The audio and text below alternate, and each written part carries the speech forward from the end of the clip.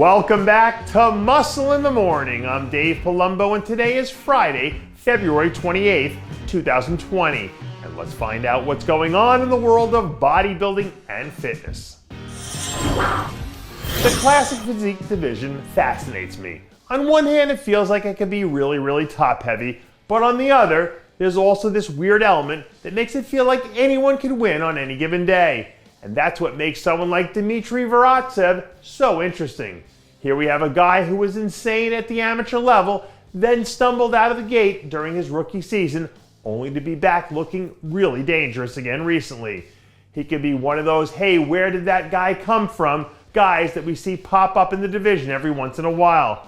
I would put him on your radar because he could have the makings of someone who makes a big splash later this season.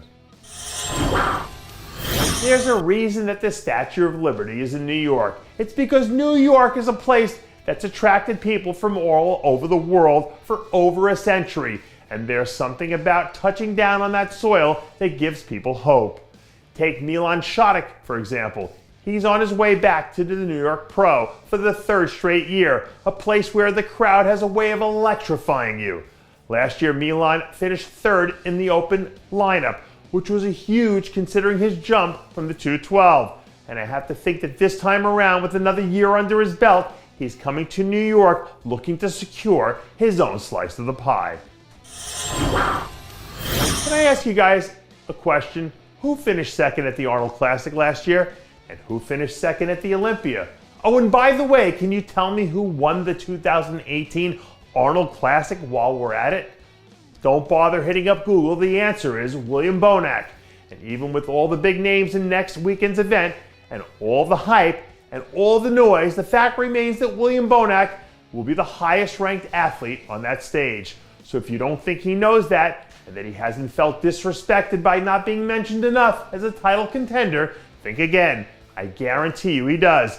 And I can also guarantee you that he's pissed about it. And when you have a pissed off and disrespected former champion still in the peak of his prime, usually that ends up being bad news for everyone else in the lineup.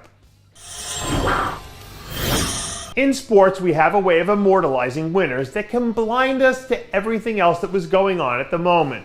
And when we look back at what happened at the end of the 2019 season, I think we'll probably remember it as a moment when Ahmed Elsadany managed to sneak up on the 212 division before anyone even knew it hit them.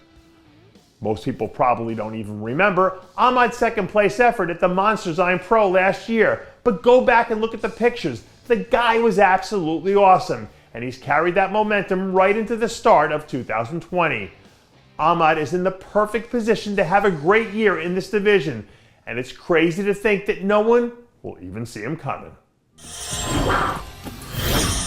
And that does it for yet another edition of Muscle in the Morning. I'm Dave Palumbo, reminding you to always be true to your passions, and make sure to follow us on Facebook, Twitter, and Instagram.